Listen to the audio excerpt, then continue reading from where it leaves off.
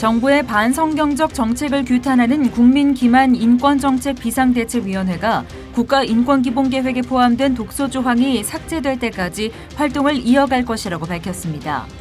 비대위는 차별금지법 제정 시도에 반대하는 국민들이 국가기관과 더욱 긴밀히 소통해야 한다고 강조했습니다.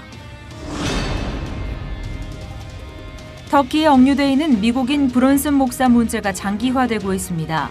갈등의 불씨가 양국의 경제적 문제로까지 번지고 있는 가운데 독일 등 주변 국가들이 중재를 나서고 있지만 타개책을 찾는 데 난항을 겪고 있습니다. 대체복무제 마련에 대한 사회적 관심이 높은 가운데 바른군인권연구소가 실시한 설문조사 결과 양심을 가장한 병역 기피 수단이 최근 5년간 크게 증가한 것으로 나타나 충격을 주고 있습니다.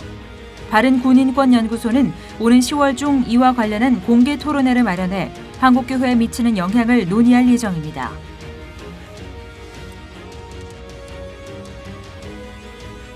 여러분 안녕하십니까? 메르스 확진 환자가 발생하면서 만 3년 만에 다시 감염병에 대한 위험 신호가 켜졌습니다. 환자와 접촉했던 사람들을 전수조사하는 2주간이 고비가 될 것으로 보이는데요. 우리에게 이미 경험이 있는 만큼 확산되지 않도록 모든 예방과 조치가 잘 이루어져야겠습니다. 국가인권정책 기본계획 독소조항 삭제 개정을 위한 국민기만인권정책 비상대책위원회가 NAP 동성애 성평등 정책과 차별금지법을 끝까지 막아낼 뜻을 밝혔습니다.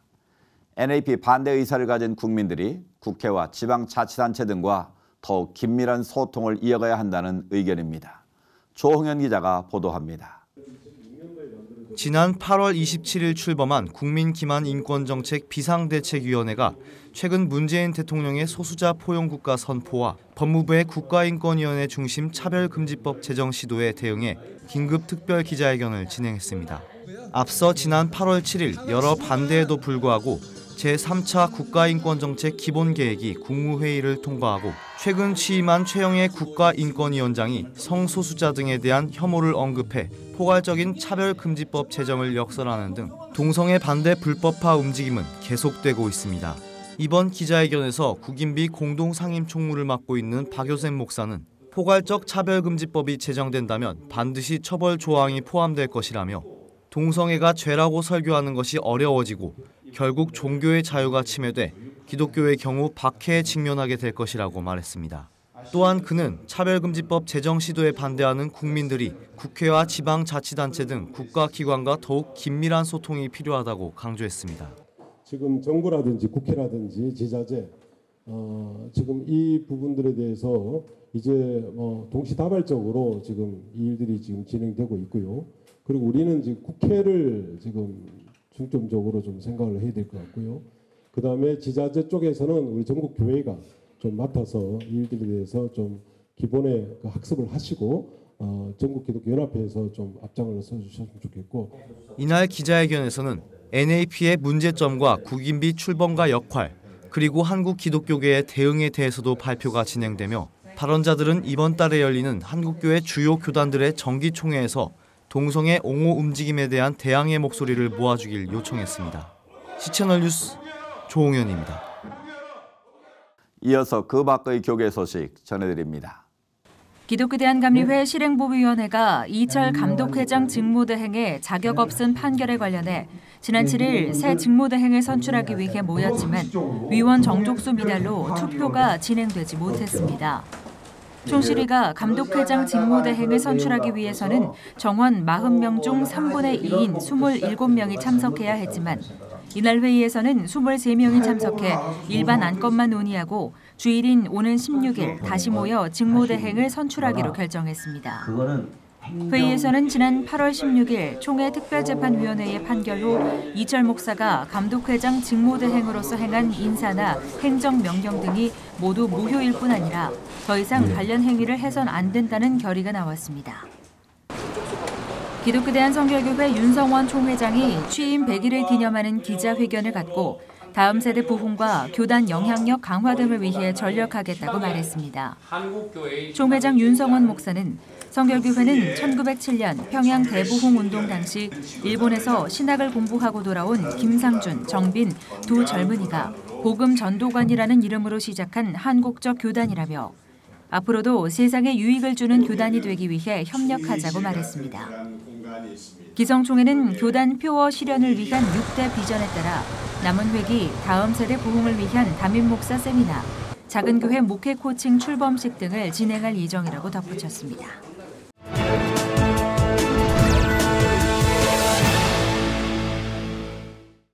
터키 영유된 미국인 브론슨 목사 문제가 좀처럼 해결 방법을 찾지 못하고 있습니다. 이 문제가 이제는 경제로 불똥이 튀면서 관계를 더 어렵게 하고 있는데요. 관련 소식 터키 김마태 선교사님 전화 연결해서 들어보겠습니다. 선교사님, 지난번 브론슨 목사 관련 소식을 전해주시고 난 후에 브론슨 목사의 모습이 언론에 공개되기도 했는데 현재 상황 어떻습니까? 브론슨 목사가 2016년 10월 달에 지금 터키 반정부 세력에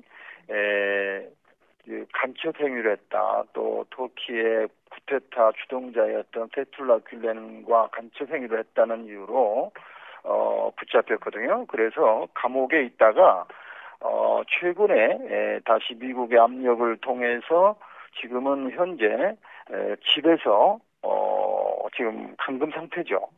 이미 언론에서 보도된 것처럼 터키와 미국은 관세 문제로 사태가 더 악화되고 있지 않습니까? 브론슨 목사 문제가 영향을 미쳤다고 봐야 할까요? 그럼요. 이것 때문에 발생한 것이죠. 왜냐면 11월 6일에 치르게 될 미국 중간 선거에 트럼프 대통령이 어쨌든 교회의 도움을 받아서 좀 많은 표를 얻고자 지금 이슈를 하고 있는 게 지금 브론슨 목사의 석방이거든요. 그런데 터키가 이 브론슨 목사를 석방하지 않기 때문에 그 일로 인해서 뭐 관세 동맹이다 여러 가지 이 경제 제재를 가하고 있는 상태죠. 지금 현재 이 관세 문제로 인해서 터키 지금 미국에 수출하는 대부분의 회사들이 심각한 타격을 받고 있어요. 그래서 터키 경제가 전반적으로 나쁘게 돼 있고 환율도 지금 뭐 40% 50% 정도 이렇게 올라가 가지고 지금 터키 전 경제가 심각한 위기를 맞고 있고 일반 시장 물가도 30% 정도 인상될 상황이죠, 지금. 그렇군요.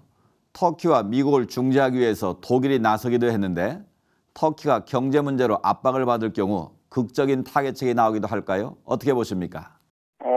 이제 극적인 타격을 터키 정부도 지금 찾고 있어요. 어쨌든 브론슨 목사를 지금 석방을 시켜야 되는데 지금 미국에 감금되어 있는 할크방카, 그러니까 전에 이란 경제 제재를 할 때에 이란과 금융을 관계했던 할크방카의 부국장이었던 아틸라가 지금 체포되어 있는 상태이거든요, 미국에. 그래서 그 사람과 지금 맞바꿀 생각을 지금 찾고 있는 것 같아요. 그런데 지금 이쪽에 브론슨 목사는 특별히 무슨 거짓 어떤 진술에 의해서 지금 이렇게 확실한 어떤 근거가 없거든요. 그런데 터키 정부 입장에서는 뭔가 지금 정치적인 합법성을 가지고 지금 이 문제를 풀어가려고 하니까 극적인 무슨 해결책이 나올 것 같기도 해요. 어쨌든 브론슨 목사가 간첩 행위에 개입됐다고는 생각하진 않아요. 그러나 정치적인 문제로 지금 있기 때문에 속히 석방되어서 터키와 미국 관계가 정상적으로 회복되었으면 좋겠죠. 그것을 위해서 기도해 주세요. 네, 터키와 미국 양국의 정책인 문제가 어서 해결돼서 무고한 희생이 나오지 않도록 저희도 함께 기도하겠습니다. 선교사님 말씀 감사합니다. 네.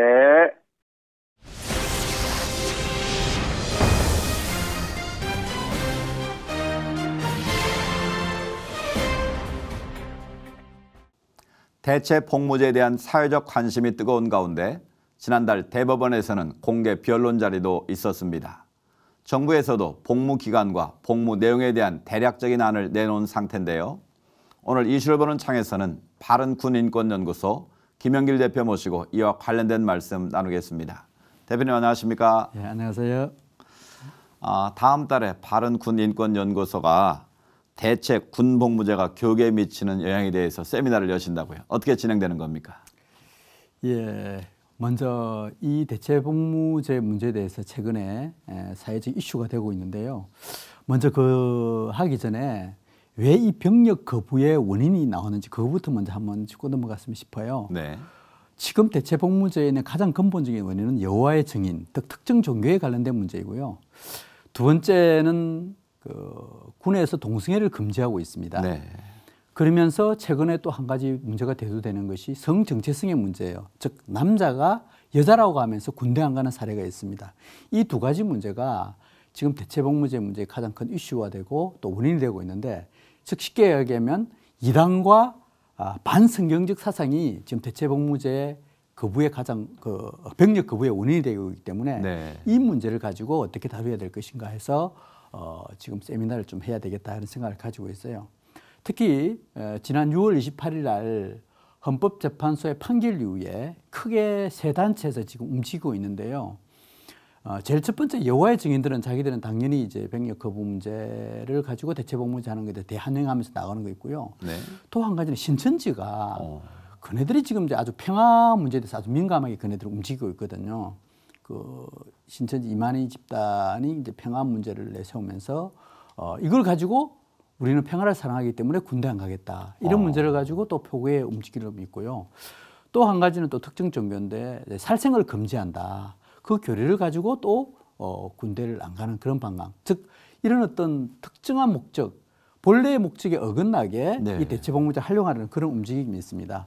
그래서 이 움직임을 우리가 잘 대처를 해야 되겠다.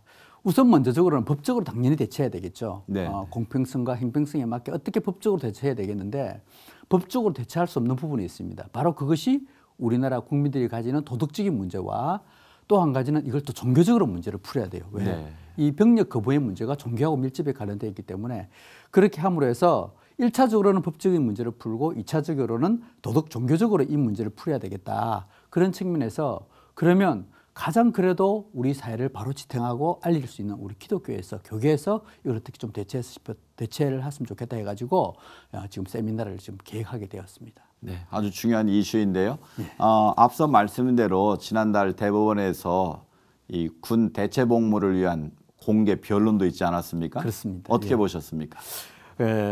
먼저 이번 그 사건 개요는 여호와의 증인 특정 종교였죠. 특정 종교 2명이 자기의 양심, 소위 양심을 이유로 병력 거부를 했고 또 한 명이 예비군 훈련을 나는 거부하겠다 해가지고 이제 시작됐는데요.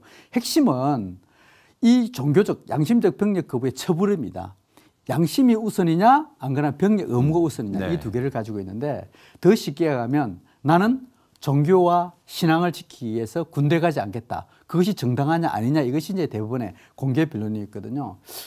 그런데 그 문제를 우리는 그냥 단순하게 이 병력의 의무와 또 양심의 의무 이걸 논쟁되는 것이 아니라 우리는 정말 사회 전체를 바라보는 어떤 그런 시각이 필요한데요. 제가 이번에 공개 변론을 보면서 거기 계신 뭐 이게 실명을 좀 거론해도 괜찮겠습니다만은 뭐 괜찮겠죠. 이기택 대법관님이 그 하신 말씀, 네. 그분이 이제 우리 국민들에게 또 안 그러면 거기에 있는 피의자들에게 그 질문하는 게 참 인상 깊었습니다. 그걸 네. 제가 조금 한번 언급해 보겠습니다. 모든 종교는 선교 활동이나 포교 활동을 통해서 신자수를 늘리는 것은 핵심 사항이다. 네. 종교적 목표가 실현이 돼서 숫자가 대폭 늘어나게 된다면 결국 군대 가는 국민은 사실상 없어지게 되고 결국 군대도 없어지게 될 것이다. 그러면 우리가 예적의 침략을 받게 될 것이고 그 외적에 의해서 종전과 같은 종교의 자유라든지 네. 신앙의 자유가 보장될 수 없을 것이다.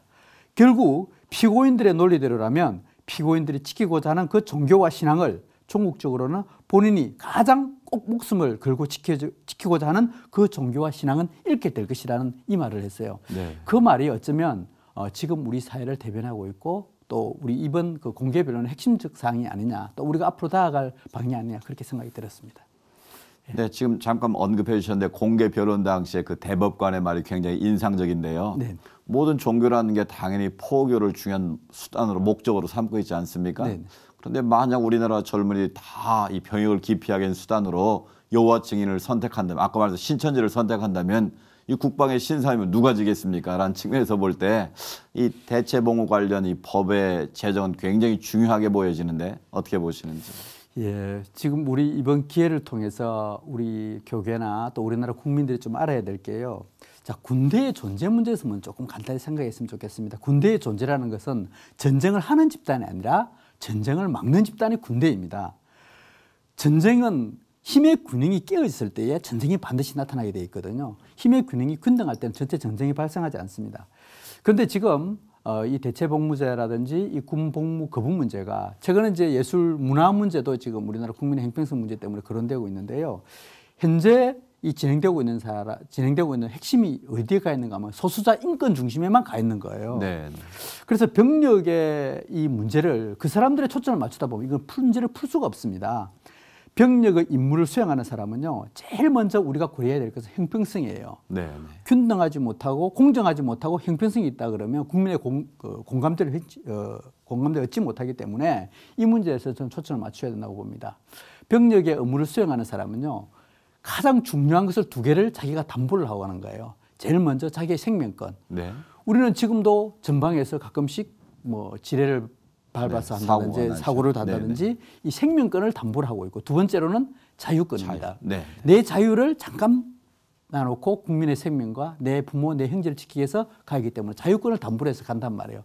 그 두 가지 문제를 빼놓고 다른 것을 대체복무제를 하겠다는 것은 이거 맞지가 않습니다. 네. 그래서 이 두 가지 문제를 가지고 형평성을 해서 대체복무제를 해야 되는데, 그래서 제가 지난번에 우리 여론조사를 바탕으로 해가지고 우리나라 국민들이 여론조사를 내서 그러면 어떤 것이 가장 좋겠느냐 하니까, 그러면 뭐 지뢰 제거 활동을 한다든지, 안 그러면 유해 발굴을 한다든지, 네. 안 그러면 보훈병원에 이렇게 해서 도우미 활동을 하는 게 좋지 않겠느냐, 이제 그렇게 하더라고요. 최근에 이제 국민들의 여론은 뭐 지뢰 제거 활동이 그거 참 너무 좋다. 네. 아주 국민들이 아주 공감하고 아주 여론이 뜨겁더라고요. 그런데 가끔씩 거기에서 착각하는 게 하나 있습니다.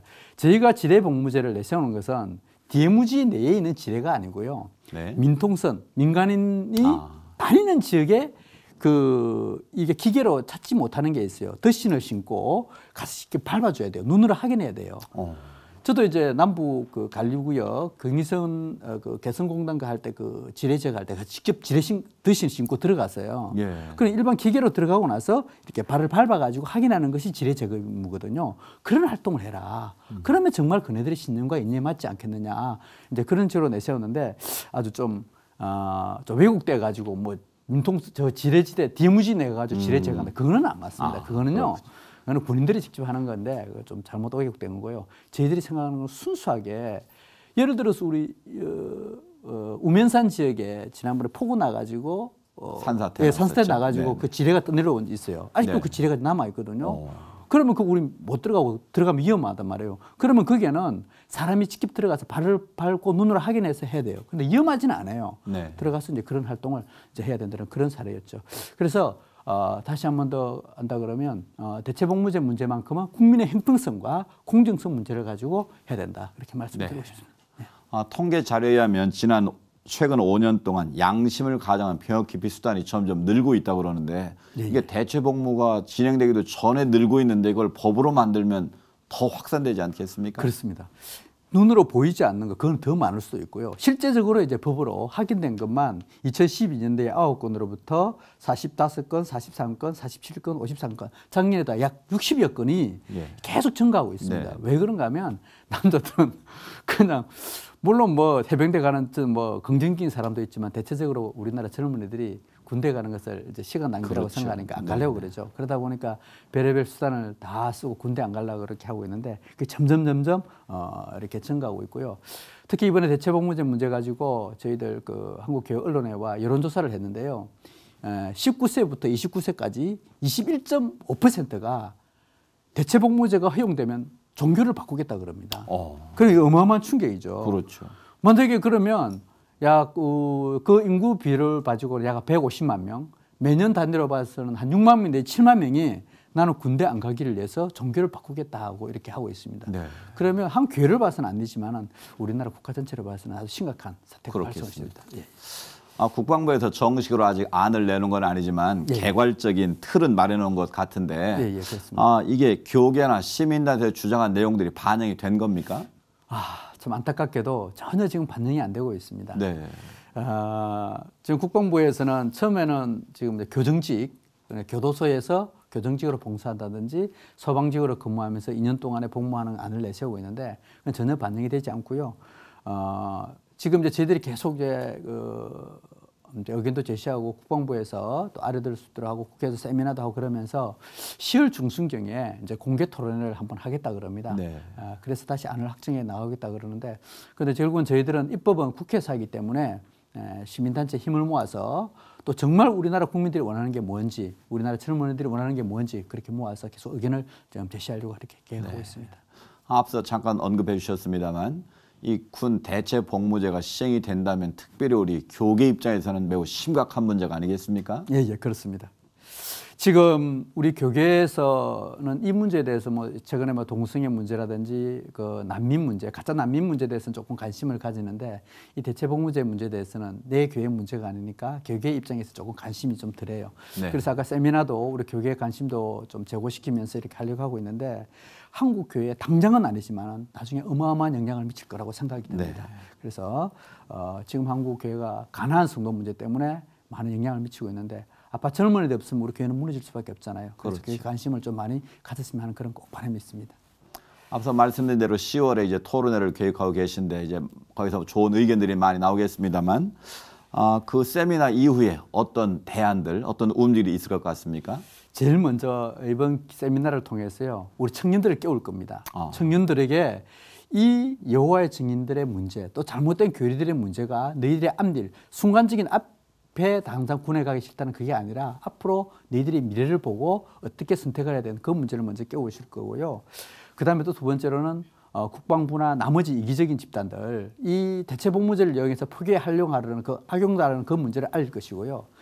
제일 마지막에 또 저희들이 지금 알리고 싶은 것이 뭔가 하면 처음에는 우리가 이 문제가 양심적 병력 거부 문제로 거론되었습니다. 그렇죠. 그런데 지금 최근에 이게 종교적 병력 거부 문제로 지금 옮기지 않습니까? 또 한 가지 더 알리고 싶은 게 있어요. 이것은 강압적 병력 거부라는 것을 알리고 싶습니다. 왜 그러냐? 강압적 병력 거부요? 이게 여호와의 증인 내부에 들어가면 여호와의 증인 내부에서 자기들이 군대 가잖아요. 그러면 거기서 단절을 시켜버리고 제명을 시켜버리고 그네들이 억압을 시켜버립니다. 그래서 군대 가고 싶어도 가지 못하는 거죠. 이 사실을 저희 그 바른군인권연구소 내부적으로 이렇게 많은 제보가 들어오고 있습니다. 그걸 좀 알려달라는 거예요. 그래서 이번 세미나를 통해서 처음에는 양심적 병력 거부에서 이제 종교적 병력 거부로 올라갔는데 앞으로는 이것이 강압적 병력 거부다. 이 사실을 좀 알리고 싶습니다. 네. 10월에 열릴 토론회를 통해서 더 심도 깊은 대안과 또 방법들이 나오기를 바라고요. 저희도 함께 지켜보면서 기도하겠습니다. 오늘 좋은 말씀 감사합니다. 예, 감사합니다.